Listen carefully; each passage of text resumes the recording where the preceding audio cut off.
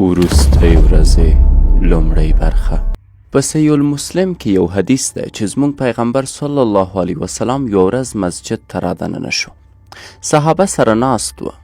دا صحابه سره ګرم مجلس کې بوخت دي. نو پیغمبر صلی الله علیه وسلم وفرمیل تاسو د څه په اړه خبرې کوئ؟ صحابه وویل چې موږ په دې اړه خبرې کوو چې د قیامت ورځ به کله وي. نو حضرت محمد صلی الله علیه وسلم وفرمیل قیامت به تر هغې ونه شي چې تاسو یې 10 نښې ونه ګورئ.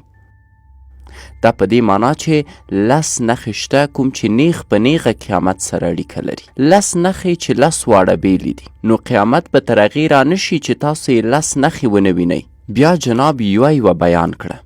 نو زه به یې تاسو ته د 10 واړو نوم زر واخلم، خو انشاءالله په همدې لړۍ کې به د هرې نښې اړوند اوږدمهاله بحث کوو. لومړۍ نښه دوخان وه.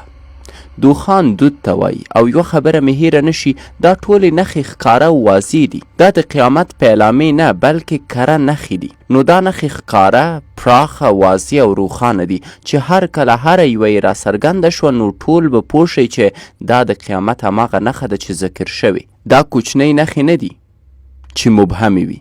نو لومړی دوخان دی. نو په دې اړوند تفصیلي بحث پکار دی. دومه نښه دجال دی او دا یوه لویه مسله ده چې په اړه یې خبرې کوو. دریم دابة الارض او دابه یوه بلا ده چې په قرآن کریم کې ورنه یادونه شوې. څلورمه د لمر سترګې راختل له بلې لوري. نو لمر به یوه ورځ وینئ چې سرچپه راپورته کیږي. پنځم د عیسی ابن مریم حضور یا بیرته راتلل. نو دا ښکاره نښې دي او پکې هیڅ ډول ابهامات نشته ده. شپږم یاجوج او ماجوج او د یاجوج او ماجوجو راتلل او موږ به یې په اړه خبرې کوو او ځینې ستونزې چې د دې موضوع اړوند شته دی خو په اړه به یې خبرې کوو انشاءالله.